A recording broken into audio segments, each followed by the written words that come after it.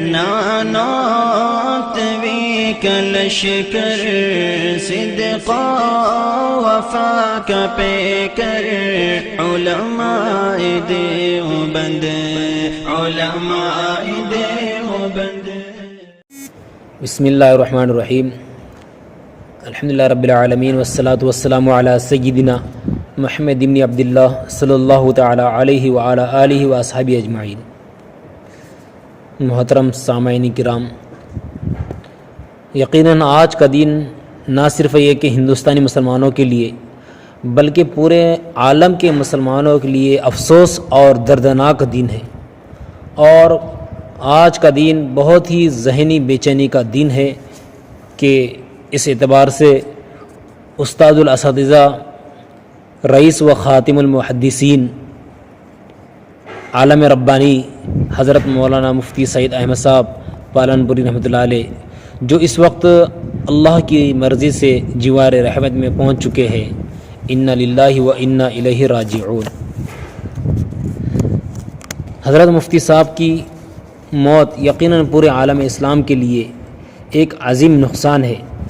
حضرت والا کی ذات گرامی ان چند راسخ فی العلماء میں سے ہیں جنہیں علم و عمل اور میدان تحقیق کا پیکر کہا جا سکتا ہے، اور اس کا اندازہ اس بات سے بھی لگایا جا سکتا ہے کہ شیخ زکریا رحمۃ اللہ علیہ نے کہا تھا کہ سعید، تجھ میں تنقید کا مادہ بہت ہے، میری ایک کتاب خرید لے اور اسے پڑھ، الاعتدال فی مراتب الرجال. چنانچہ حضرت مفتی صاحب فرماتے ہیں کہ میں نے اسے خریدا اور آج تک نہیں پڑھا.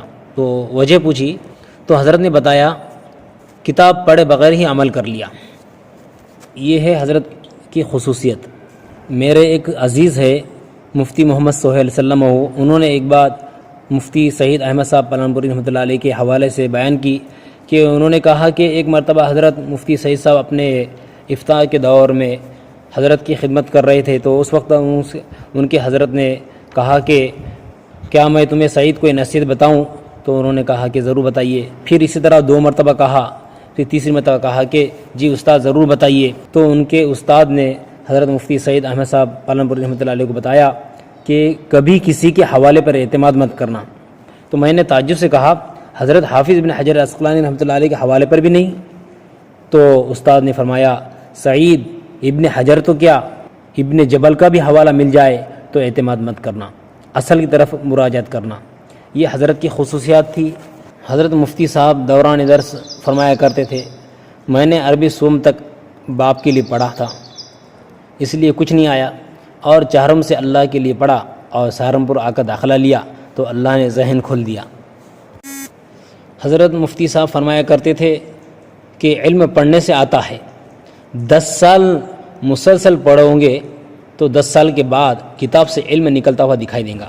حضرت مفتی صاحب کی بہت ساری خوبیاں ہیں. ان خوبیوں میں سے ایک سب سے بڑی خوبی یہ کہ حضرت مسلک دیوبند اور علوم نانوتی کے حقیقی جانشین تھے، اور مسلک دیوبند کے سالار قافلہ تھے. اور حضرت کی تحریر و تقریر دروس کو سن کر صحیح معنوں میں یہ پتہ چلتا ہے کہ حضرت کے دروس میں علامہ انور شاہ کشمیری کی روح بولتی تھی. بہرحال یہ انتہائی اور افسوسناک بات ہے جس سے عالم اسلام کے دل ٹوٹے ہوئے ہے اور اذہان معوف ہے. ایک عالم کا مر جانا پورے عالم کا مر جانا ہے. اب نہیں معلوم کہ حضرت کے انتقال سے دنیا میں کس درجہ خیر ختم ہونے والا ہے، اور ہمارے اس ملک پر اللہ جانے آگے کیا حالات آنے والے ہیں، کیونکہ ایک عالم کا مر جانا ایک عالم کا مرنا ہے.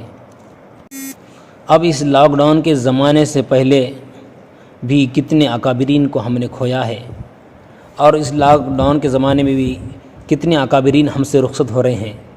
اللہ تعالی ہمارے اکابرین اور بزرگوں کا سایہ ہم پر تادیر قائم رکھے اور ان کے عمر میں برکت عطا فرمائے.